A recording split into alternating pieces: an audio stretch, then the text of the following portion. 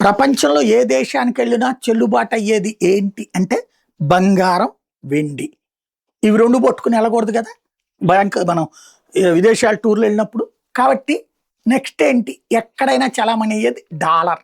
American dollar. ప్రపంచంలో 193 దేశాల్లో ఎక్కడైనా చలామణి అవుతుంది. ఒక్కొక్క దేశంలో ఒక్కొక్క రేటు కూడా ఉంది. కాబట్టి అవి వాడుతా ఉంటారు. ఇప్పుడు ఈ సిస్టమ్‌లో మార్పు రాబోతుంది. రష్యా, భారత్‌లు ఇప్పుడు రూపాయి, రూబెల్స్‌లో ట్రాన్సాక్షన్. చైనా, భారత్‌లు రూపాయి, యువాన్లలో నడుస్తోంది.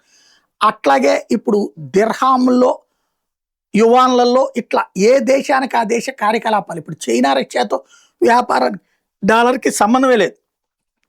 భారతదేశం కూడా వివిధ అంశాల్లో డాలర్‌ని కాకుండా రూపాయల్లోనే మార్కం నడుస్తుంది. ఈవెన్ ట్రాన్సాక్షన్స్ కూడా అలాగే జరుగుతున్నాయి.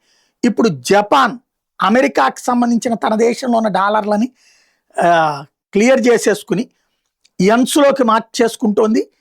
ఓవరాల్‌గా జపాన్ దగ్గర ఇప్పటిదాకా ఉన్నటువంటి అమెరికన్ డాలర్ల అంటే విదేశీ మారక ద్రవ్యం 40 ఏళ్ల కనిష్టానికి, గరిష్టం అంటే ఎక్కువ, కనిష్టానికి అంటే తక్కువకు చేరుకుంది.